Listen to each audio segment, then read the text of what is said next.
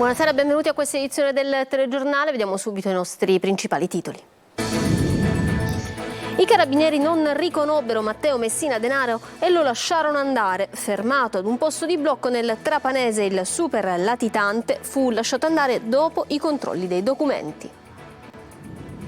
I giudici riaprono il caso di Anthony Bivona, il giovane di Adrano morto in circostanze misteriose in Germania.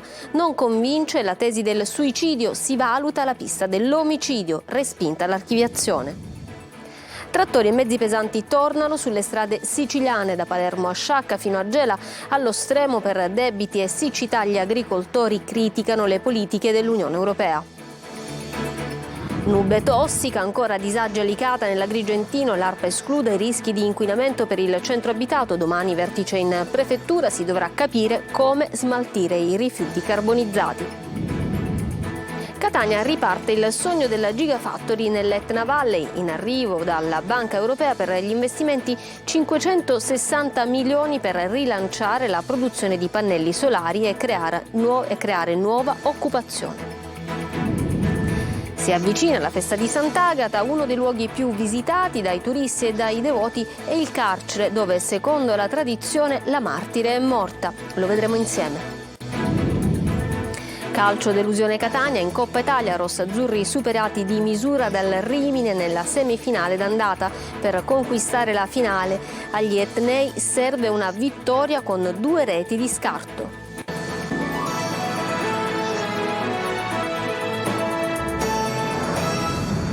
Bentrovati. 7 anni fa il super latitante Messina Denaro fu fermato a un posto di blocco nel suo territorio, nel Trapanese, ma i carabinieri non lo riconobbero e lo lasciarono andare. È la rivelazione del procuratore di Palermo. Il boss era troppo sicuro della sua rete di copertura. Laura Spanò.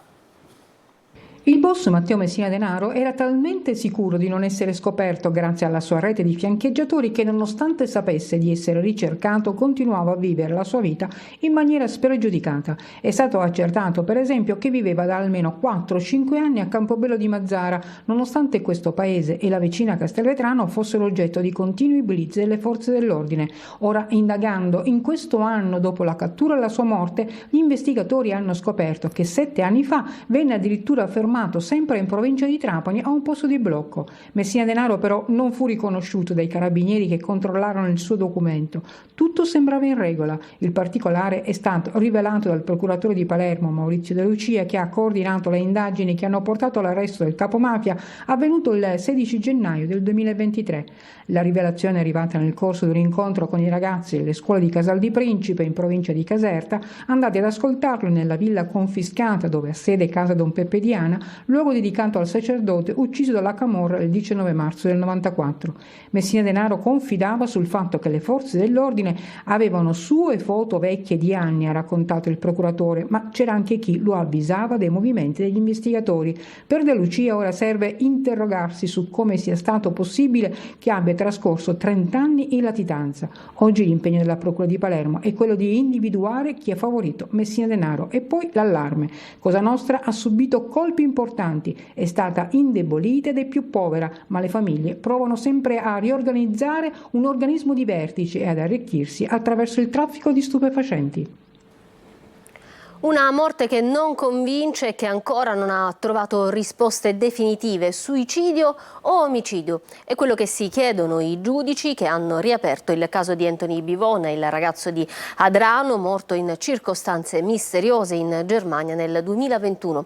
Ed è quello che da sempre dice la famiglia. Anthony è stato ucciso. Luca Gilberti.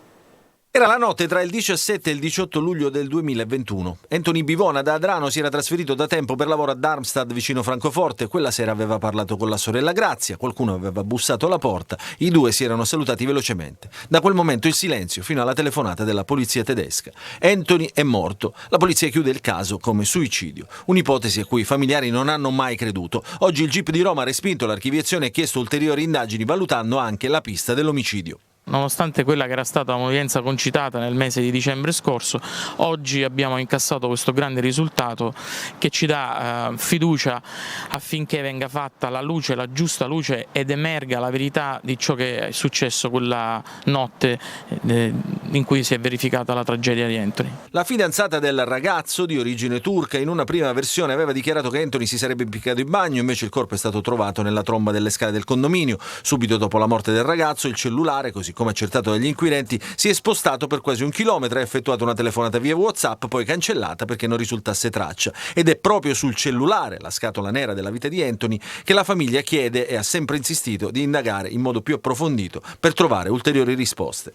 Ci aspettavamo che la Procura di Roma rispondesse prima e più solennemente sulla richiesta di autopsia che è arrivata solo dopo 5 mesi. Questo è stato il dato che un attimino non ci ha consentito, almeno dal punto di vista dell'autopsia, di ottenere subito le risposte che chiedevamo, anche attraverso l'audizione di alcuni testimoni che non sono stati adeguatamente sentiti nei tempi vicino alla tragedia, e con testimoni nuovi che invece non erano mai stati sentiti né dall'autorità tedesca né da quella italiana. Adesso saranno sentiti gli amici con cui Anthony aveva contatti in Germania e soprattutto la fidanzata Ilada. Tornano a protestare gli agricoltori che anche oggi sono scesi per strada con trattori e mezzi pesanti, sotto accusa le politiche europee. Gerry Italia. Per un volo che coltiviamo, non lo so quello che ci hanno in mente, che ci hanno traditi tutti, non ce n'è più colore politico, tutti uguali sono. L'onda verde dal nord Europa sbarca anche in Sicilia questa mattina a diversi blocchi in diverse parti dell'isola, trattori e mezzi agricoli a bloccare le strade da Palermo fino a Gela. Da giorni in tutta Italia e in diversi paesi europei è in corso la mobilitazione contro le politiche agricole imposte dall'Unione Europea, che vengono definite disastrose e distruttive per l'intero comparto, e adesso la protesta sbarca anche sull'isola, da Palermo a Sciacca fino ad arrivare alla piana di Gela, patria dei carciofi e del grano. Questa mattina diversi agricoltori del territorio, soprattutto gelesi e niscemesi, si sono radunati con i loro trattori nella zona di Ponte Olivo. Nessun blocco stradale, ma un lungo corteo di macchine agricole che da Gela è arrivato fino al bivio per Niscemi. Noi non vogliamo vivere di assistenzialismo, noi vogliamo essere aiutati non per abbandonare i terreni, ma per migliorarci, sia noi come aziende agricole, e migliorare la biodiversità dei terreni. Proteste degli agricoltori anche contro la produzione di farine derivate da insetti hanno gettato qui, come vedete, una manciata di vermi ancora vivi, e dall'altra parte invece il cosiddetto oro giallo, il grano. Dobbiamo mangiare verme per avere l'olio, oro, difficile. Non potremo mantenere neanche i nostri figli. E adesso gli agricoltori sono allo stremo, sommersi dai debiti. Il costruttore non mi vuole far entrare, che sono sotto. Qualche 50.000 euro di interesse, io non hai manchi i soldi per sopravvivere e mandare i miei figli a studiare. Nei campi locali l'acqua non arriva e le dighe non danno copertura, i prezzi di produzione per le materie prime sono alle stelle, le aziende soccombono perché non riescono a stare su un mercato dominato da produzioni a basso costo che arrivano da mercati esteri, e così le aree rurali si spopolano. Il governo nazionale, se vuole dare un aiuto al nostro settore, lo può dare facilmente, bloccando i prodotti che arrivano da extracomunitari, Egitto e Tunisia. Non si può farci massacrare dall'Egitto e dalla Tunisia con i carciofi, con prezzi bassi, senza controlli fitosanitari. Non c'è niente. Il sit-in proseguirà anche domani, volto principalmente a rilanciare una vertenza che sembra adesso non avere fine. Andiamo a Licata adesso, dove il gigantesco incendio divampato all'interno del deposito di rifiuti della società Omnia ha causato diversi disagi. L'ARPA esclude il rischio di inquinamento per il centro abitato, ma rimangono chiusi mercati, cimitero e scuole. Vigili del fuoco ancora in azione per spegnere gli ultimi roghi. Domani vertice in prefettura. Davide Sardo. Dopo la nube tossica, Licata respira ossigeno e sollievo. Ovviamente si tratta di una metafora che però rende bene quanto accade, ovvero è stato escluso il rischio per la salute pubblica nel centro città. I rilevamenti eseguiti dall'ARPA Protezione Ambiente Sicilia hanno riscontrato solo una presenza di valori di benzene fuori soglia nei 70 metri intorno all'area del vasto incendio, divampato sabato notte nel deposito di rifiuti dell'impresa Omnia in contrada Bugiades. Il sindaco di Licata, Angelo Balsamo, per cautela ha deciso di mantenere le attuali ordinanze di chiusura delle scuole fino a sabato e di interdizione di spazi aperti e sospensione delle iniziative all'aperto. Nel frattempo proseguono le operazioni di spegnimento dei cumuli di rifiuti. La cappa di fumo sospinta dal vento si è spostata dalla città verso il mare. I vigili del fuoco hanno lavorato instancabilmente 24 ore su 24 con difficoltà a causa di spazi e accessi limitati alla struttura. In volo nel cielo di Catese anche Canadair ed elicotteri per gettare acqua sul deposito. Da terra invece i mezzi pesanti dei vigili del fuoco hanno lavorato alacremente per estinguere e rimuovere tutti i focolai. Superata tale fase, il prossimo problema da affrontare sarà lo smaltimento dei rifiuti carbonizzati, divenuti adesso speciali e molto inquinanti. Il tema sarà discusso in prefettura ad Agrigento durante un incontro convocato dal prefetto Filippo Romano. Emergono nuovi particolari nelle carte dell'inchiesta che ha portato all'arresto del deputato regionale Dario Safina. Soldi e regali per informazioni su gare pubbliche, concorsi truccati, nomine in cambio di favori. I dettagli nel servizio di Luca Ciliberti. Concorsi truccati e nomine in cambio di favori, gare pubbliche pilotate. Protagonisti un deputato regionale del PD di Trapani, Dario Safina, 2 dirigenti e un consulente della municipalizzata che si occupa della gestione e raccolta dei rifiuti in città e un manager di una impresa del settore della pubblica illuminazione. E come spesso accade, è una casualità a far scattare le indagini. L'inchiesta parte nel settembre del 2020 dopo l'incendio di un impianto di raccolta di rifiuti della Trapani Servizi SPA. La natura, evidentemente dolosa del rogo, spinge i militari a disporre una serie di intercettazioni a carico dell'amministratore unico pro tempore della società comunale che gestisce i rifiuti, Carlo Guarnotta. E si arriva a ipotizzare una sorta di combin volta a far nominare Guarnotta direttore generale dopo la sua decadenza dalla carica per l'insediamento del nuovo CDA. Il piano sarebbe stato realizzato truccando il concorso che avrebbe dovuto designare il dirigente, banda aggiustata d'arte in cambio della consulenza di un altro coinvolto nelle indagini, Rosario Bellofiore. Per superare le perplessità del sindaco di Trapani, Tranchida, sarebbe intervenuto proprio Dario Safina, all'epoca assessore ai lavori pubblici del comune di Trapani. Safina spunta anche in un altro capitolo dell'indagine. Il parlamentare regionale avrebbe fatto avere a Cristian Valerio, anche lui indagato, manager della Green City Light, informazioni che avrebbero fatto vincere alla sua società gare pubbliche bandite dal comune di Trapani. In cambio avrebbe avuto 50.000 euro per iniziative comunali, 10.000 euro per le luminarie cittadine, 4 telecamere da installare accanto a 2 fontane cittadine per la videosorveglianza, 2 dispositivi di illuminazione di un'opera d'arte e regali che secondo i PM sarebbero stati sollecitati da Safina, ora deputato regionale del PD, per conseguire il personale vantaggio di accrescere la propria visibilità e quindi il personale consenso presso il corpo elettorale. Safina si è autosospeso dal PD in attesa che la giustizia faccia il suo corso. In arrivo nell'Etna Valley 560 milioni per ampliare la capacità produttiva della Gigafactory di Enel Green Power. Entro la fine del 2024, annunciano dall'azienda, diventerà la più grande fabbrica per la produzione di celle e moduli solari in Europa. Emanuela Corsi. Un pacchetto finanziario da 560 milioni di euro per far ripartire il progetto di sviluppo della Gigafactory Trisan di Enel Green Power nell'Etna Valley.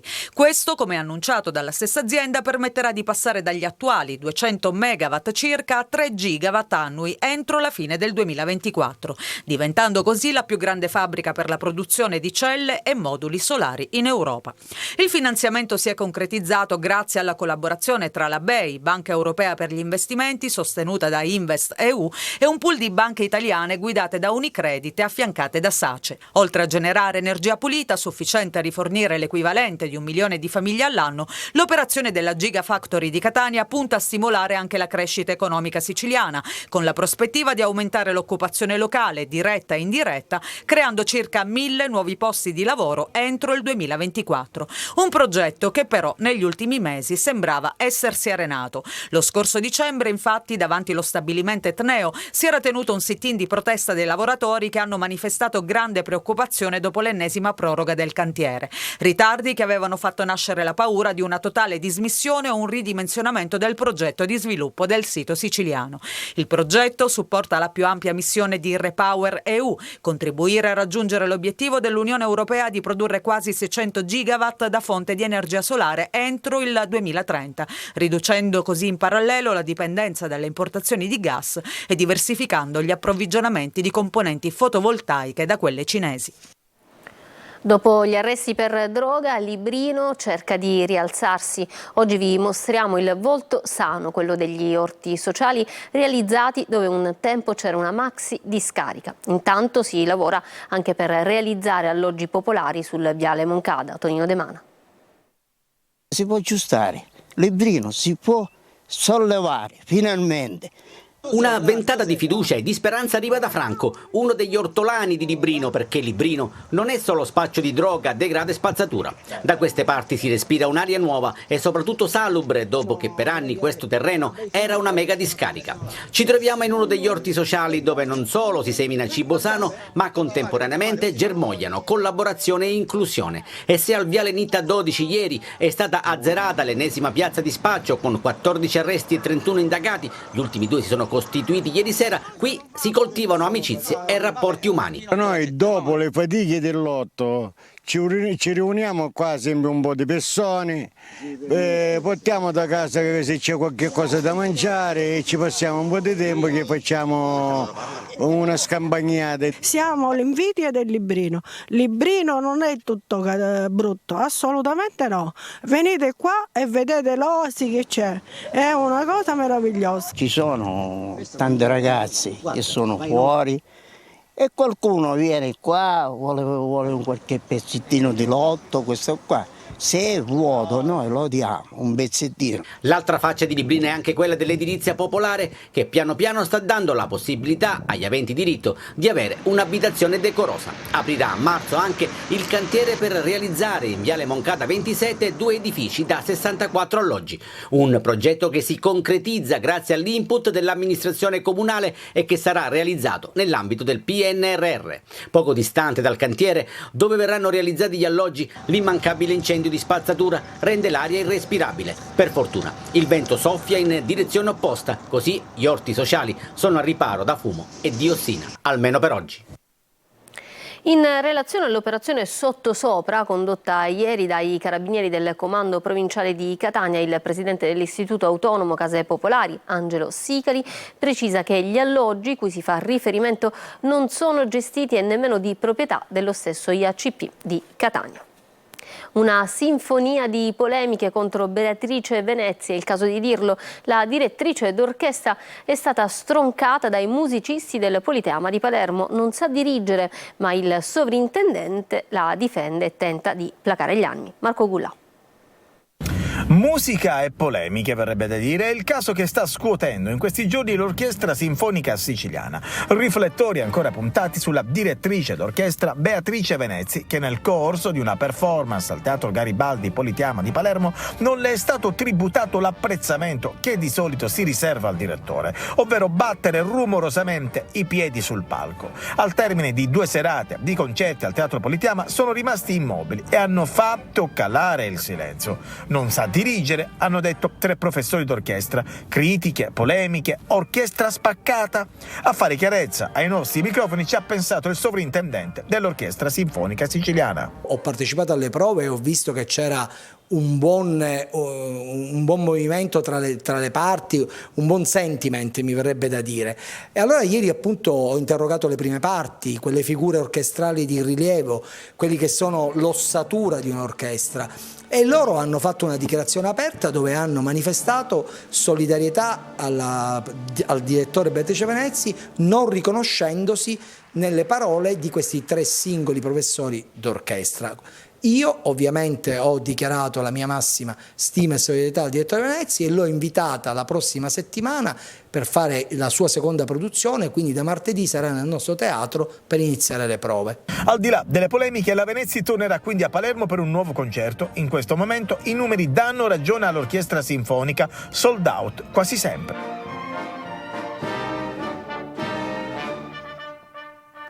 E adesso entriamo in uno dei luoghi più ricercati e visitati dai turisti e dai devoti di Sant'Agata, il carcere dove secondo la tradizione è stata rinchiusa ed è morta la martire catanese. Adelaide Barbagallo. Santuario Sant'Agata Carcere è il luogo più emozionante della storia della martire catanese, un luogo che ci racconta la sofferenza ma anche la grande fede di questa fanciulla che qui per ben 3 volte è stata rinchiusa. Entriamo. La prima volta Sant'Agata entra qui dopo aver rifiutato di rendere culto agli dei. La seconda volta quando subisce l'asportazione delle mammelle e la terza volta invece quando, dopo essere stata bruciata nella fornace, entra qui e muore. Cosa ci raccontano queste mura? Matilde Russo. Sono 2 ambienti. Come vedete, quello più in fondo, dove c'è la famosa finestrella. Che molti pensano sia la finestrella dove Sant'Agata si affacciava o prendeva un po' di aria, ma è così realmente? Quella che si vede anche nell'iconografia, nell'immagine classica di Sant'Agata in carcere, in realtà quella è una parte che è stata costruita nel 1500, quindi 1300 anni dopo rispetto a quando vive Sant'Agata. Invece questo primo ambiente, questa prima stanza è stata indagata anche dagli archeologi che hanno confermato la datazione al periodo romano. Ovviamente non è sicuro che fosse proprio un carcere, quella è la tradizione che però appunto è molto antica e molto consolidata in città, però sicuramente possiamo dire che questo ambiente all'epoca di Sant'Agata esisteva. Ma c'è un segno che colpisce subito il visitatore e sono le orme di Sant'Agata impresse su questa roccia. La tradizione racconta che mentre i romani cercavano di convincere Agata ad abbandonare la sua fede, lei a un certo punto batte il piede per terra e disse: è più facile che questa pietra si rammollisca piuttosto che mi rammollisca io e abbandoni la mia fede per venerare i falsi dei. E nella pietra lavica, nella pietra più dura che esiste in natura, rimane impressa l'orma dei suoi piedi. Davvero impressionante. Ci fermiamo per una pausa, torniamo tra poco con il calcio.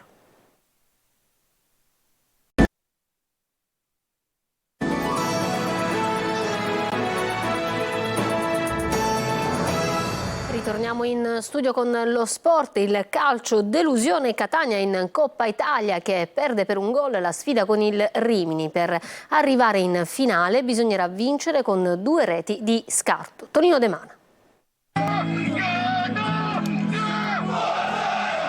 1000 tifosi al seguito per spingere il Catania, ma i rossazzurri al Romeo Neri di Rimini incappano in una serata nera, perdendo 1-0 la sfida contro i romagnoli, valevole per la semifinale d'andata di Coppa Italia. Per arrivare in finale servirà il calore del Massimino per ribaltare un risultato per la verità bugiardo.